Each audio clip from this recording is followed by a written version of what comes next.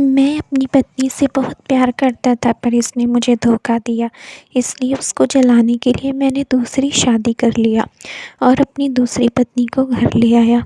पर मेरी पहली पत्नी ने हम दोनों के लिए आरती का थाल सजाया और हमारा स्वागत किया, हमारी नज़र उतारी और नई दुल्हन को गृह प्रवेश कराया। इतना ही नहीं, उसने हमारा बेडरूम भी बहुत सुंदर फूलों से सजाया। यह सब देखकर तो मैं हैरान हुआ और मुझे आश्चर्य का झटका तब लगा जब वह बोली, हम तीनों एक ही साथ। मेरा नाम अखिल है। मेरी पत्नी इस दुनिया की अकेली ऐसी औरत है जिसे अपनी सौतन से बिल्कुल भी जलन नहीं है। मैं तो उसे देखकर हैरान था क्योंकि उसके चेहरे पर कोई दुख नज़र नहीं आ रहा था। सच कहूँ तो मैं अपनी पहली पत्नी से बहुत प्यार करता था, पर यह दूसरी शादी मुझे बहुत मजबूरी में करनी पड़ी। मैं अपनी पहली पत्नी को सबक सिखाना चाहता था, जिस वजह से मैंने यह शादी की। पर जब मैं आभा को लेकर फ्लैट पर आया तो मानसी यानी मेरी पहली पत्नी, उसके चेहरे पर एक शिकन तक नहीं थी। दरवाज़ा भी इसी ने खोला था। जब हम दोनों को एक साथ देखा तब भी उसने एक सवाल तक नहीं पूछा। मैं जानबूझकर मानसी के सामने आभा से प्यार की बातें करता था, उससे हंसी मजाक करता था ताकि मानसी यह सब देखकर जले, उसे बुरा लगे। मैं उसकी आंखों में आंसू देखना चाहता था। मुझे उसके चेहरे पर सिर्फ और सिर्फ दुख देखना था, जो मैं भी 1 साल से सहन कर रहा था। लेकिन मानसी का व्यवहार ऐसा था मानो उसे इन सब से कोई फ़र्क ही ना पड़ता हो। जब मैं और आभा एक दूसरे के पास होते, करीब बैठते, तब भी उसके चेहरे पर हल्की सी मुस्कान होती थी।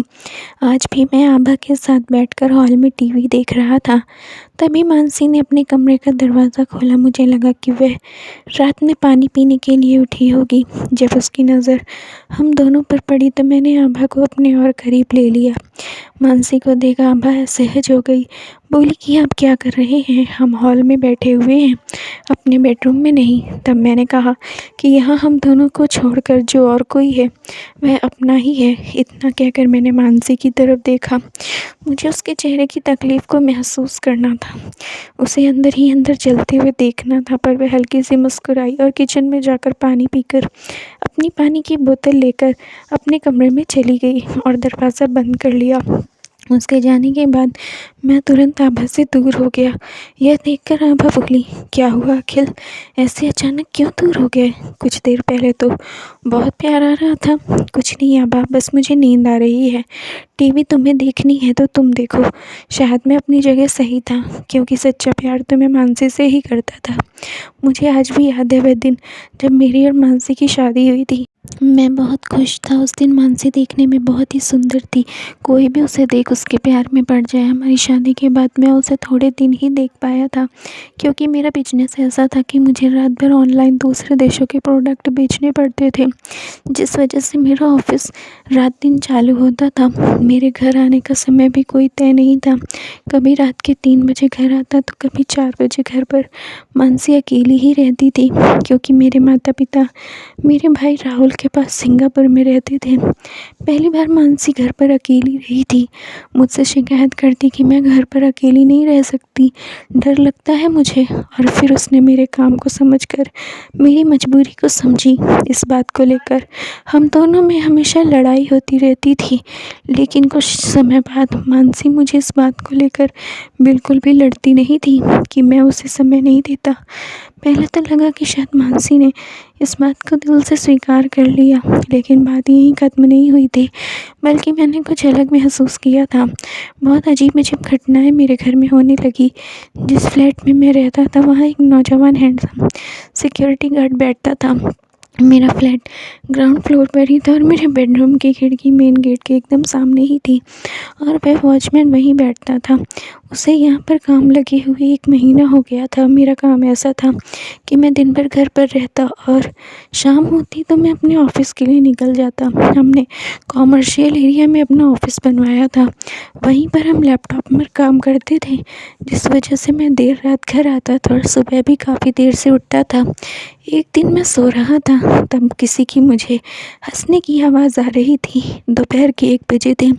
मेरी समझ नहीं आ रहा था किसके साथ मानसी इतना खिलखिला कर हँस रही है, क्योंकि घर पर हम दोनों के सिवा और कोई नहीं था और ना ही कोई घर पर मेड लगी हुई थी। पड़ोसियों से भी बहुत ज़्यादा बात नहीं करती थी।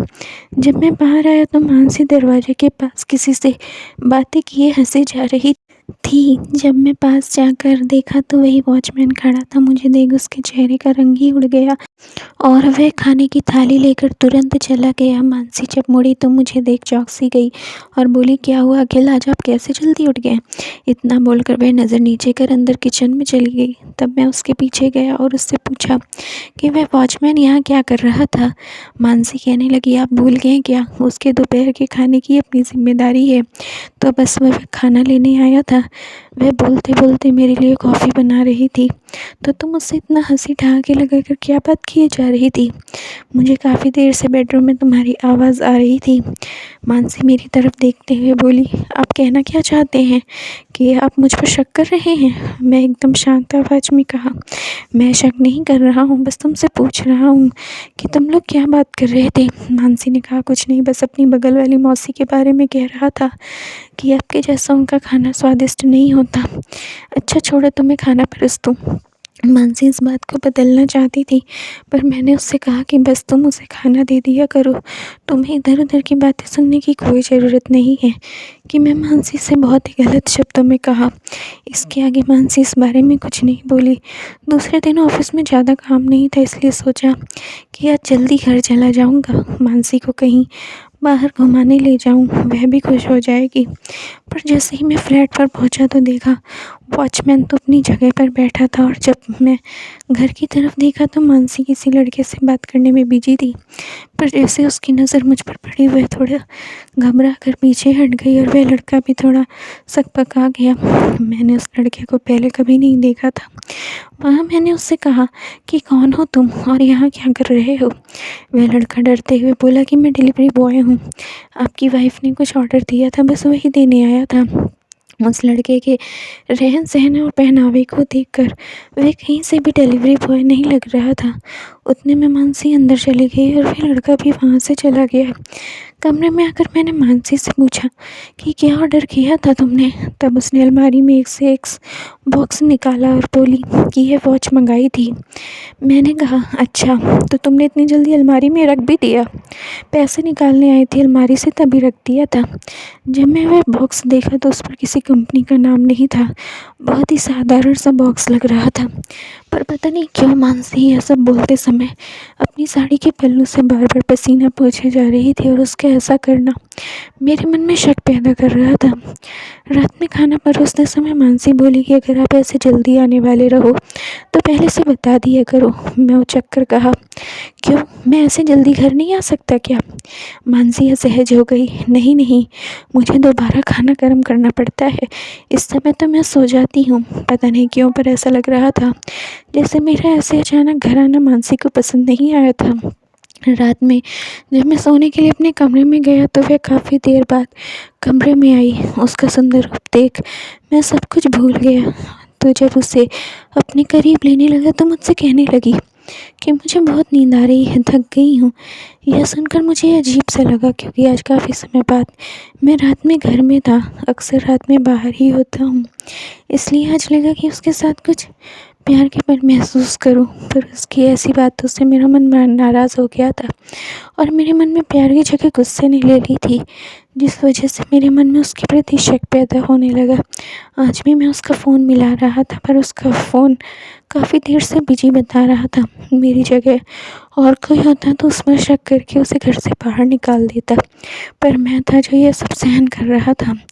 उस दिन मैं घर पहुंचा तो वॉचमैन बहुत खुश लग रहा था, पर पता नहीं क्यों उसकी यह हंसी लग रहा था जैसे मुझे चिढ़ा रही हो। वह तुरंत अपनी कुर्सी पर से उतरकर मेरे करीब आया, बोला कि क्या हुआ साहब, आप इतने गुस्से में क्यों दिख रहे हो? मैंने उससे कुछ नहीं कहा और सीधे अपने घर पर आ गया।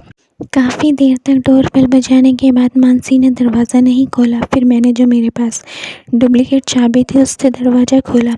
सामने से मानसी आई थी। बोली, क्या हुआ, आखिर तुम ऐसे क्यों देख रहे हो? मैं नहा रही थी और तुम तो ऐसे दरवाज़ा बजा रहे थे मानो कोई भूकंप आ गया हो।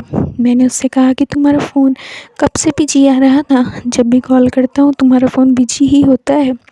तुम मेरा फ़ोन क्यों नहीं उठाती? दरवाज़ा भी लेट खोला। इन सब का क्या मतलब है? मुझे खुद समझ नहीं आ रहा था कि मैं क्या बोल रहा हूँ। मेरी बात सुनकर मानसी एकदम शांत हो गई और थोड़े उदास मन से बोली कि तुम ऐसा क्यों व्यवहार कर रहे हो? अखिल, थोड़ी ही देर तो हुई है ना दरवाज़ा खोलने में, और रही बात फ़ोन की, तो फ़ोन मेरे हाथ से पानी में गिर गया है। सुबह तुमसे बात की, इसी के बाद ये फ़ोन गिर गया और पूरी तरीके से बंद पड़ गया है। डिस्प्ले भी ख़राब हो गया। पता नहीं क्यों मुझे मानसी की बातों पर विश्वास नहीं हो रहा था। ऐसे ही समय गुजर रहा था और एक दिन ऐसा आया कि जिसके बारे में मैंने कभी सोचा भी नहीं था। शक के बीच का एक घना पेड़ बन गया था। मैं मानसी से बहुत प्यार करता था, पर उसने जो मेरे साथ किया शायद कोई पत्नी अपने पति के साथ करेगी। उस दिन मैंने सोचा कि मुझे मानसी से सारे गिले शिकवे दूर कर लेने चाहिए। बहुत प्यार जो करता था, मुझे शक को और बढ़ावा नहीं देना था, इसलिए मैं घर जल्दी आ गया। मैं सोच लिया था कि दोनों के बीच की सारी गलतफहमियां दूर कर देनी चाहिए।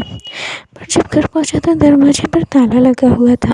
फिर मैं सोचने लगा कि मानसी ने तो कुछ बताया नहीं कि वह कहाँ जाने वाली है। खैर, फिर मैं मेरे पास की चाबी से दरवाज़ा खोला। देखा तो घर पूरी तरीके से खाली था, कोई भी नहीं था। मैं तुरंत मानसी को फ़ोन किया तो उसका फ़ोन तो सोफ़े पर ही पड़ा था। जब फ़ोन उठाकर देखा तो उसमें किसी अनजान नंबर की मिस्ड कॉल थी। उस नंबर पर कॉल मिलाया तो स्विच ऑफ आ रहा था। मैं वही सोचते सोचते काफ़ी देर तक खड़ा रहा। थोड़ी देर बाद मानसी सोफ़े पर मुझे देख के उसके चेहरे का तो रंग उड़ गया। कहने लगी कि आप इतनी जल्दी कैसे घर आ गए? मुझे बताना चाहिए था ना। वह अंदर से डरी हुई लग रही थी। पहले मुझे यह बताओ कि तुम इस वक्त कहाँ गई थी? मैं मम्मी के यहाँ गई थी। मानसी के चेहरे से साफ नज़र आ रहा था कि वह झूठ बोल रही है। मानसी को मैं शादी से पहले से ही जानता था, क्योंकि वह मेरी माँ की सहेली की लड़की थी। पर वह ऐसी चरित्रहीन लड़की निकलेगी, यह मैंने कभी सपने में भी नहीं सोचा था। मैं डिप्रेशन का शिकार हो रहा था और अब मैं अपने आप को मानसी से दूर रखना शुरू कर दिया था। मुझे कुछ समझ नहीं आ रहा था कि आखिर मेरे घर में चल क्या रहा है। मैंने मानसी को कभी किसी चीज़ की कमी नहीं महसूस होने दी, उसका हमेशा ख्याल रखा। यही सब सोचकर मेरी तबीयत भी ख़राब रहने लगी। तो उस दिन भी मैं चुपचाप बुखार की दवाई लेकर ऑफ़िस चला गया। ऑफ़िस पहुंचने पर मुझे एक मैसेज आया जिसमें किसी के फ़ोटो भेजे गए थे, और जब मैं फ़ोटो देखे तो मेरा मानो आसमान सिरे पर ही गिर गया हो। एक अनजान नंबर से मुझे मानसी के अश्लील फ़ोटो भेजे थे। उसमें जो लड़का था ना तो वॉचमैन था, ना ही डिलीवरी बॉय। मैं गुस्से से लाल हुआ जा रहा था। मैं घर भी नहीं गया। मानसी मुझे बार बार फ़ोन किए जा रही थी। उसी पर मैंने सोचा कि मुझे मानसी को सबक सिखाना है, उससे बदला लेना है, उसे पल पल तड़पाना था। और तभी मैंने दूसरी शादी करने की सोची। हमारे ही फ्लैट के सामने वाले फ्लैट में आभा रहती थी, जो मुझे पहले से ही पसंद करती थी। मैंने उससे शादी के बारे में पूछा। बिना कुछ और पूछे उसने भी तुरंत हाँ कर दिया। उसके घर में बस वह और उसके पापा रहते थे। हम दोनों ने मंदिर में शादी कर ली। जब हम घर पहुँचे तो मुझे लगा कि हमें ऐसा देख मानसी रोएगी, चिल्लाएगी, मुझसे माफ़ी मांगेगी, पर उसने ऐसा कुछ भी नहीं किया। उल्टा उसने हमारा स्वागत किया, हमारी नज़र उतारी। जब हम अपने कमरे में जाने लगे तो वह हमारे कमरे तक छोड़ने आई। मुझे अभी समझ नहीं आ रहा था कि मानसी ऐसा क्यों कर रही है। उसके चेहरे पर कोई तकलीफ़ तो कुछ नहीं था।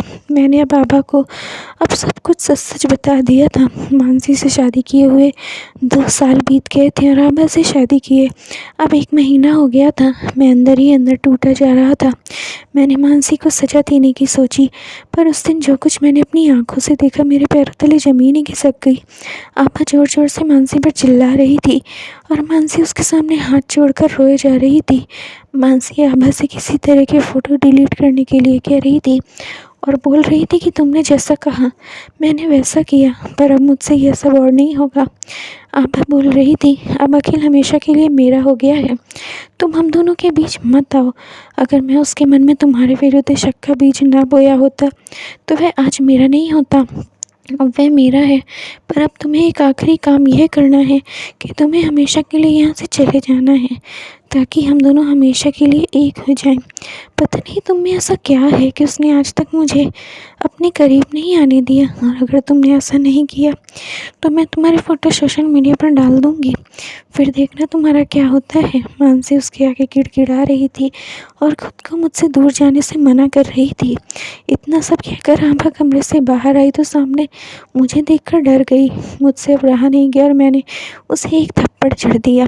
फिर उसने मुझे सब कुछ सच-सच बताया कि बस मुझे पाने के लिए उसने यह सब किया। इसी ने मानसी के किसी लड़के के साथ फ़ोटो एडिट की और मानसी को यह सब कुछ करने के लिए मजबूर किया। मैं आभा को अपने घर से निकाल दिया था और उसे तलाक के पेपर्स भी भेज दिए थे। मानसी मेरे सामने बहुत रोई। मुझे बस यही लग रहा था कि समय रहते मानसी मुझे सब कुछ सच-सच बता देती तो आज इतना सब कुछ नहीं होता।